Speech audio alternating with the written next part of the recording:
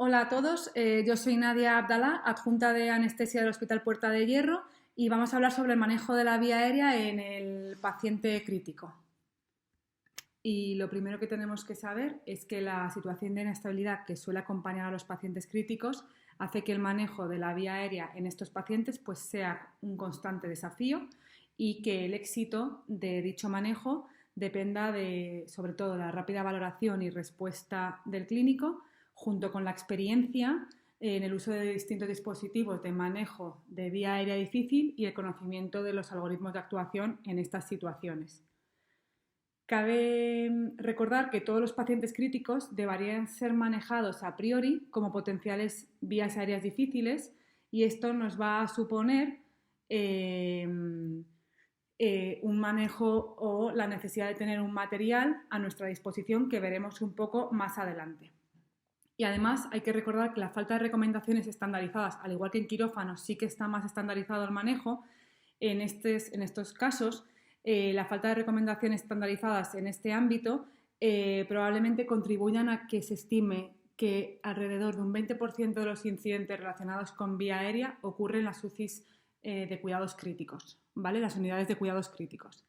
Además, se estima que fuera del entorno perioperatorio, las dos principales complicaciones tras la intubación son la hipoxemia severa y el colapso cardíaco, estimando aproximadamente una incidencia de eventos graves como la parada cardíaca que podría situarse en torno al 2% y en la mayoría de los casos siendo secundaria una hipoxemia por no poder haber asegurado correctamente la vía aérea.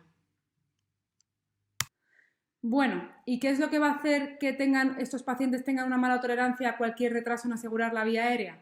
Pues por una parte los diferentes grados de hipoxemia previos y la acidosis, la inestabilidad hemodinámica, esto hace que tengan poca reserva cardiopulmonar, además muchos de ellos son estómagos llenos, que portan además sondas nasogástricas y tienen un menor tiempo de apnea seguro tras una buena preoxigenación por una menor capacidad residual funcional. Mientras en un adulto sano es bien conocido que una apnea de 3 a 5 minutos no se correlaciona con una hipoxia relevante, en el paciente crítico este tiempo puede disminuir hasta los 2 minutos. Bueno, en la valoración de la vía aérea, ninguno de los múltiples factores predictivos de vía aérea es totalmente fiable. La única herramienta validada en el paciente crítico es la escala MACOCA.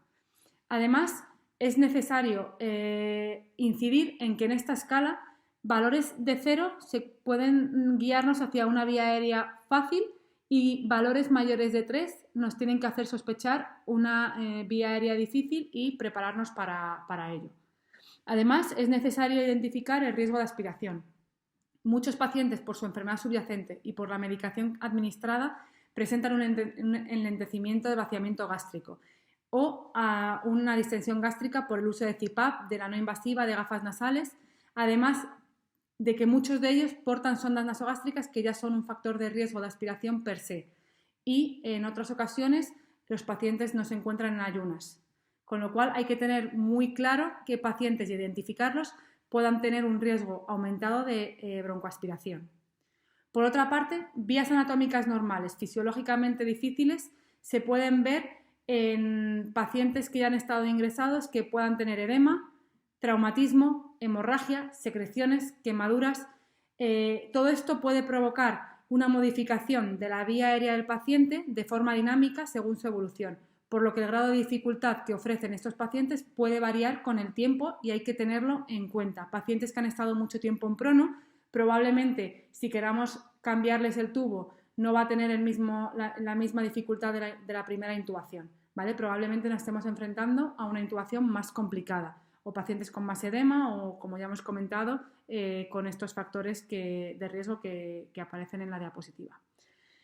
Y hay que tener también en cuenta que muchas veces en las situaciones en las que nos encontramos en la UCI, al intubar a un paciente existen factores de riesgo no dependientes del paciente, como puede ser quién maneja la vía aérea, si estamos en el box vital o si estamos en la UCI o si estamos en una planta, dónde se encuentra y cómo va a ser el traslado y qué equipo y qué drogas tengo a mi disposición y quién me va a ayudar, ¿vale? Todo eso tenemos que tenerlo un poco atado antes de proceder a la intubación. según el número de personas que tengamos a nuestra disposición, se podrán formar equipos de 6, de 5 o de 4, asumiendo más o menos responsabilidades según seamos más o menos personas. En el equipo de 6 probablemente tengamos un primer intubador y un segundo intubador, una persona que administre drogas, esté pendiente del monitor, otro que pueda tener a mano el equipo de crico, el set de crico, un circulante y un líder. En cuanto somos 5, pues el que maneja las drogas y el monitor tiene que estar atento para ser el segundo intubador, ¿vale? Y en equipos de 4, pues esa persona que está vigilando el monitor, administrando las drogas y la intubación, adquiriría el rol de líder. Generalmente se necesitan 2 anestesistas, ¿vale? Uno de ellos que tiene que tener más experiencia para ser el que necesite estar cuando se necesite rescatar la vía aérea.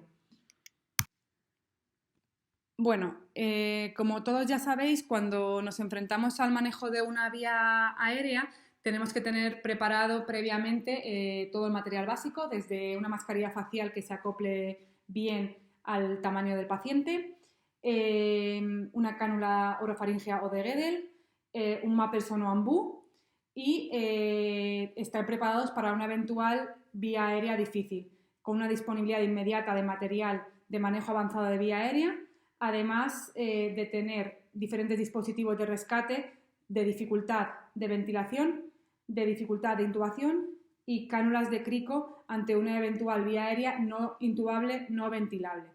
Además, sería recomendable que se desarrollasen carros de vía aérea pues parecidos a los que podemos tener en el bloque quirúrgico. Existen estudios que demuestran que la introducción de un paquete de medidas para la intubación en un paciente crítico reduce la incidencia de eventos adversos relacionados con la intubación en la primera hora tras la intubación desde el 34% hasta un 1%, con lo cual sería bastante recomendable tener acceso a un carro de vía aérea difícil como los que hay en el bloque quirúrgico. Bueno, aquí os dejo el checklist de lo que tenemos que tener en cuenta previo al manejo de una vía aérea en un paciente crítico. Primero, preparar al paciente. Segundo, tener todo el material disponible. Preparar al equipo, quién va a ser el líder, quién va a intubar primero, quién va a intubar segundo, quién va a ser el refuerzo para la crico, las drogas que se van a usar o la medicación que vamos a usar, qué monitorización voy a tener y prepararnos además para una eventual vía aérea difícil. Os dejo aquí el checklist, que además os lo hemos colgado también en el Drive para que lo tengáis y no me voy a entretener más con ello. Con respecto al manejo de la vía aérea en paciente crítico, salió un artículo hecho por Jaber et al. Que sugería unos pasos para hacer una intubación de secuencia rápida en el paciente crítico, en el que antes de la preintubación pues tenía que haber presencia de 2 operadores, una carga de líquidos de 500 salvo en pacientes o 250 si no había edema pulmonar cardiogénico, se tenía que preparar la sedación para un periodo prolongado de tiempo, preoxigenar durante 3 minutos. Bueno, vamos a ir hilando esto un poco en las siguientes diapositivas y viendo que en estudios posteriores ha habido determinadas modificaciones de esta lista, ¿vale? Y vamos a profundizar un poco en cada punto ahora más adelante. Bueno, pues como todos sabéis, para el manejo de la vía aérea en los pacientes críticos, estos deben estar monitorizados, deben estar bien colocados y en una posición de olfateo y además en una posición de rampa si a priori tenemos una capacidad residual funcional disminuida, que ya hemos dicho que la mayoría de estos pacientes la tienen, pero sobre todo si el paciente es obeso, si tiene ascitis, si tiene un aumento de la presión intraabdominal o tiene un aumento un riesgo aumentado de aspiración. Se sugiere que estos pacientes deberían colocarse en rampa tanto para la preoxigenación como para la laringoscopia. Además, hay que tener en cuenta que en la UCI el tiempo es reducido y el escenario crítico hace que hacen difícil la adecuada evaluación de esta vía aérea. Por lo tanto, siempre debe haber 2 operadores, ¿vale? Uno de ellos con mayor rango para realizar el rescate de una posible intubación fallida y disminuir las complicaciones asociadas al procedimiento, ¿vale? En cuanto a la premedicación y el SELIC, ambas, aunque los datos son insuficientes para recomendar premedicar para vaciado gástrico con procinéticos y es controvertido para el SELIC, ambos están recomendados en las guías DAS del año 2018 para la intubación en pacientes críticos, ¿vale?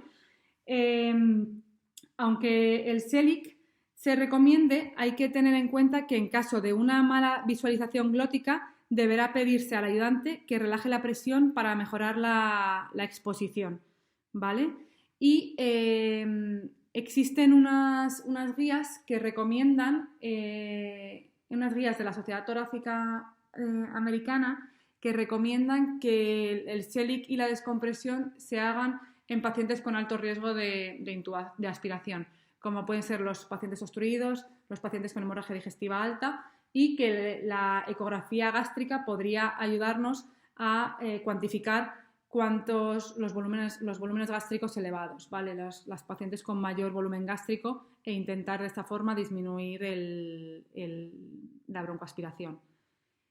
La intubación de secuencia rápida se ha visto que facilita, asegura y aumenta la tasa de éxito, reduciendo las posibles complicaciones, que en situaciones con riesgo aumentado de aspiración es la secuencia a seguir y que el tiempo de intubación no debe ser superior a 1 minuto y la elección de fármacos y pauta a administrar están condicionados tanto por el tipo de paciente como por su situación en ese momento, ¿vale? Los métodos de preoxigenación en los pacientes críticos solo son parcialmente efectivos y se ve limitada por 3 factores: la capacidad residual funcional disminuida, el grado de denitrogenización y el grado de shunt. En los pacientes en ausencia de fallo respiratorio se recomienda una preoxigenación con 10 a 15 litros por minuto, con una FiO2 del 100% durante 3 minutos y sellando bien la mascarilla facial con una técnica bimanual a ser posible para minimizar fugas. Se ha visto que en estos pacientes el uso de dispositivos que proporcionen presiones positivas continuas ha demostrado una menor hipoxemia durante la intubación en pacientes con insuficiencia respiratoria, ofreciendo ventajas frente a los modelos clásicos de preoxigenación. La CPAP reduce la formación de atelectasias por reabsorción asociadas a las FiO2 de 100% y además se deben minimizar y no sobrepasar presiones más de 20 por riesgo de distensión gástrica. La Sociedad de Vía Aérea Difícil, la DAS, recomienda en sus guías para intubación de pacientes críticos presiones de CPAP en torno a 5 a 10 milímetros de mercurio. Y además también recomienda la oxigenación apneica. Por otra parte, en cuanto a la hemodinámica, aunque la intubación orotraqueal sea exitosa, tiene una tasa de inestabilidad hemodinámica significativa de hasta el 25%. Y la parada cardíaca ha sido descrita en un 2% de las intubaciones, aumentando con cada nuevo intento fallido. En uno de los estudios, la parada cardíaca ocurrió en 1 de cada 8 intubaciones emergentes, fuera de quirófano, cuando fueron necesarios 4 intentos o más de intubación. Y en casi todas las causas de parada incluían hipoxemia, la enfermedad de base, la vasodilatación por agentes anestésicos, la hipovolemia y la presión positiva durante la ventilación que disminuía el retorno venoso. En estudios observacionales, además, se ha visto que las hipotensiones en el periodo perintubación están asociadas a un mayor aumento de riesgo de parada y peores resultados. Lo que comentaban en los estudios que hemos visto de Jaber, que decía que había que administrar un bolo de líquido previo a la intubación, no tiene evidencia hasta la fecha. Sin embargo, resulta lógico pensar que podría beneficiar al paciente crítico durante la preintubación, excepto en pacientes con edema agudo de pulmón cardiogénico, por varias razones. Por lo general, estos pacientes se encuentran hipovolémicos. Además, las drogas anestésicas bloquean la respuesta simpática que mantiene las variables hemodinámicas ante estímulos hipotensores. Y además, la ventilación mecánica disminuye el gasto cardíaco al comprometer la precarga. Por lo tanto, en las guías DAS se recomienda optimizar al paciente de forma previa a la inducción la optimización hemodinámica, tanto con el uso de bolos de volumen como con el uso de vasopresores. En cuanto a la inducción, los fármacos usados, si vamos a hablar de los hipnóticos, su elección debe ser guiada por las características clínicas y hemodinámicas del paciente y generalmente se usa etomidato o ketamina, aunque se podrían titular dosis de otros agentes hipnóticos. En cuanto a los relajantes neuromusculares, en una revisión sistemática de la Cochrane se evidenció que la succinilcolina es superior al rocuronio en crear excelentes condiciones de intubación y debería ser el agente paralizante de primera opción en la intubación de secuencia rápida en pacientes estándar. Sin embargo, los pacientes de UCI muchas veces existe controversia si se debería de usar la succinilcolina o no y sobre todo cuando se ha visto que si se usa el rocuronio a dosis de 0,8 a 1,2 miligramos kilo se proveen las excelentes condiciones de intubación en 1 minuto, similares a la succinilcolina. El miedo a usar la succinilcolina en estos pacientes radica en que son pacientes que generalmente llevan mucho tiempo inmovilizados por periodos prolongados y además durante esta inmovilización existe una regulación aumentada de los receptores de acetilcolina nicotínicos dentro y fuera de la placa neuromuscular y ante la despolarización ejercida por la succinilcolina se produce una liberación de potasio intracelular y conduce a un eflujo exagerado de potasio. Se dice que después de la administración de 1 miligramo kilo de anectine, la elevación del potasio sérico en una persona estándar por lo general no es superior a 0,5 milimoles litro, pero en pacientes críticos o inmovilizados puede alcanzar hasta 3 milimoles por litro. Por eso, en recientes revisiones se recomienda usar Bueno, en cuanto a la laringoscopia, se propone un uso precoz de la laringoscopia, de la videolaringoscopia, que ya se describe como una alternativa superior a la laringoscopia directa, tanto para el tratamiento primario de la vía aérea difícil como para el rescate tras el fracaso de una laringoscopia directa. El grado de evidencia de estas afirmaciones es bueno en el ámbito del quirófano, pero no se han extrapolado los resultados al paciente crítico.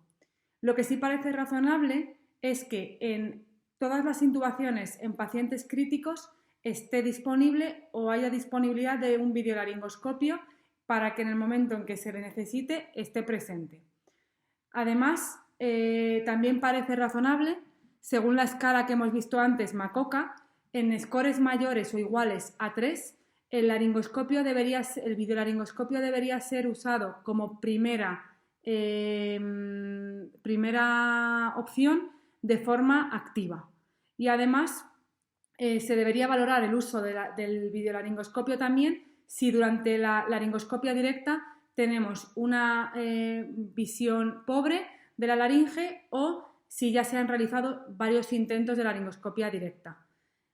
En cuanto a pacientes con sangre, secreciones, vómitos en la vía aérea, parece razonable usar la laringoscopia directa, ya que muchas veces el videolaringoscopio se puede empañar, ensuciar y perdemos bastante visibilidad.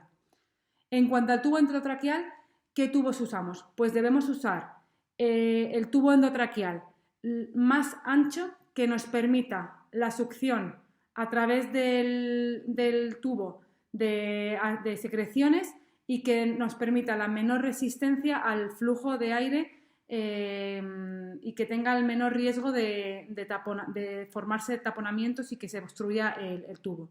No obstante, si tenemos una vía aérea difícil, deberíamos usar tubos de diámetro menor, ¿vale? Y a través de él, una vez que ya se ha solucionado el momento crítico, ya a través de un intercambiador cambiarlo por un tubo de mayor diámetro. Con lo cual, en situaciones normales, usar el tubo endotraqueal más ancho que podamos, pues en mujeres 7, 7,5 y en hombres 8, 8,5 y si nos encontramos ante un paciente con una posible vía aérea difícil o complicaciones en la intubación, pues irnos a diámetros menores para luego intercambiarlo por otro mayor. En cuanto a la confirmación del tubo, se recomienda por distintas sociedades a día de hoy el uso de la capnografía, además de la auscultación y de la visualización directa del tórax. La capnografía nos proporciona una sensibilidad y una especificidad del 100% para confirmar la normoposición del tubo. Además, su no uso puede estar relacionado en algunos estudios hasta con el 70% de las muertes en UCI relacionadas con eventos adversos en la vía aérea. Y el aumento de su uso ha sido descrito en el estudio NAP4 como el único cambio que previene potencialmente las muertes por complicaciones relacionadas con la vía aérea fuera de quirófano. Bueno, en este diagrama, que no voy a entrar mucho en detalle, os dejo los posibles factores que pueden afectar de forma deletérea al manejo de la vía aérea y que incluso pueden provocar un daño al paciente que se va a someter a un manejo de su vía aérea. Entre ellos se encuentran la inadecuada monitorización del end-tidal, como ya hemos comentado antes, la falta de entrenamiento del personal, factores relacionados con el paciente, factores relacionados con el material que podamos tener y del ambiente en el que nos podamos encontrar en ese momento. Os lo dejo aquí para que lo veáis y vamos a pasar ahora con el algoritmo de manejo de la vía aérea en conjunto. Bueno, aquí os dejo el algoritmo de la intubación traqueal en paciente crítico. Ya sabéis todos que primero hay que hacer la preoxigenación con el checklist, tener un plan A, que es la intubación traqueal, que ya sea a los 3 intentos no se ha podido, pues tendríamos que pasar al uso de dispositivo supraglótico o de mascarilla facial, y que si a los 3 intentos tampoco se ha podido, pues tendríamos que pasar a la vía aérea quirúrgica, de la que hablaremos luego más adelante. En cuanto a los cuidados post-intubación, todos sabemos que tras la intubación y la comprobación con la auscultación y la capnografía o la fibro, se debería solicitar una radiografía de tórax no solo para comprobar la profundidad del tubo endotraqueal, sino para descartar posibles complicaciones asociadas a este proceso de intubación y valorar el estado pulmonar. Es muy importante tener en cuenta que la radiografía de tórax no nos confirma la intubación traqueal, es decir, podemos ver la altura, pero no nos va a confirmar que ese tubo esté en tráquea. Por eso es muy importante tener una capnografía o un fibro o comprobar con auscultación y ver el tórax. Además, se debe asegurar el tubo endotraqueal para evitar la extubación, la intubación bronquial selectiva y evitar el daño sobre la mucosa respiratoria. En cuanto al neumotaponamiento, la presión de oclusión capilar se cifra en torno al 30 miligramos, pero en pacientes críticos que a menudo están hipotensos o con tratamiento vasoconstrictor se han establecido cifras menores. Por lo tanto, se recomiendan cifras menores en torno a 18 y 25, ¿vale? Ya que cifras superiores predisponen a isquemia y cifras inferiores a fugas. Por otra parte, la aspiración de secreciones no se debe realizar de rutina, se debe realizar en caso de secreciones abundantes, de aumento de presiones súbitas en vía aérea o de una hipoxemia repentina. Además, se debería realizar con sistema cerrado en pacientes que no toleran desconexiones de respirador o en pacientes con patógenos respiratorios que supongan un peligro para el personal y mantener la higiene en aquellos que precisen aspiraciones frecuentes. Además, se deben intentar utilizar sistemas de humidificación y siempre se tiene que tener en mente las red flags o los puntos críticos de los pacientes intubados. Es decir, estos puntos que se visualizan en la tabla 3 deben provocar atención inmediata a la vía respiratoria y al circuito respiratorio, particularmente, sobre todo, después de los movimientos o procedimientos sobre el paciente. Entre ellos se encuentran que la capnografía cambie o se ausente, que de repente deje de elevar el tórax o exista cambios en la forma de elevar, que eleve un hemitórax más que el otro o que de repente ya no tenga movimiento torácico, pues que haya un aumento en la presión de vías aéreas, que aparezca un enfisema, pues todos estos puntos que te aparecen en la tabla 3 hay que tenerlos muy en cuenta. Bueno, un tubo traqueal ya sabéis todos que puede requerir reemplazo urgente si está desplazado, bloqueado, torcido, si el manguito ha fallado o si se ha insertado un tubo traqueal pequeño durante el manejo de la vía aérea difícil o con una intubación mediante fibro. El método más seguro del cambio del tubo traqueal es aquel que garantiza que se mantiene la continuidad de las vías respiratorias durante todo el procedimiento. Para ello, se debe realizar el intercambio con un intercambiador y mediante laringoscopia. Y se recomienda que la videolaringoscopia sobre la laringoscopia directa. ya que conduce a una mejor visualización de la glotis y a una mayor tasa de éxito y menos complicaciones. Además, este cambio se debe realizar por personal debidamente capacitado y teniendo al paciente en una posición óptima con la provisión y la preparación del equipo como si fuésemos a intubar por primera vez. Siempre debe abordarse como una intervención de alto riesgo y en ocasiones sería conveniente vaciar el estómago mediante la sonda nasogástrica y además siempre tener en cuenta tener al paciente lo más relajado posible. Bueno, como todos sabéis, la mayor emergencia en el manejo de la vía aérea se da en pacientes no ventilables, no intubables. Existen 3 técnicas principales para acceder a la vía aérea, que es la cricotiroidotomía de scalpel, que es la que es primera opción en las guías DAS, ya que es la más rápida y la más fiable para asegurar la vía aérea en una situación de emergencia. Por otra parte está la cricotiroidotomía y la traqueostomía percutánea o quirúrgica. Las 2 primeras se realizan entre el cartílago cricoides y cartílago tiroides en la membrana cricotiroidea. Bueno, ¿y cómo realizamos la cricotiroidotomía de scalpel? Pues primero tenemos que identificar la membrana cricotiroidea, hacer una incisión transversa en esa membrana, girar el bisturí 90 grados hacia caudal, se introduce una froba o guía y a través de ella un tubo del 5 del 6 y que esté lubricado. Luego hinchamos el balón y se comprueba con capnografía. Siempre hay que solicitar una radiografía de tórax para descartar neumotórax y otras lesiones. Además, debería existir ayuda inmediata de algún servicio quirúrgico para realizar la traqueotomía definitiva, ya que esto es simplemente una aproximación emergente hacia la vía aérea. Y hay que monitorizar a estos pacientes siempre durante las primeras horas por el riesgo de lesión faríngea esofágica y de mediastinitis. Y para finalizar os dejo aquí el algoritmo que ya hemos descrito en las diapositivas previas de la aproximación hacia la vía aérea cervical en estos pacientes. ¿Vale? Primero ya hemos comentado que es la cricotiroidotomía de scalpel la de elección y que solo personal entrenado debería hacer otras técnicas o la traqueostomía percutánea o la quirúrgica. Y muchas gracias. Muchas gracias por vuestra atención y espero que os haya sido de utilidad.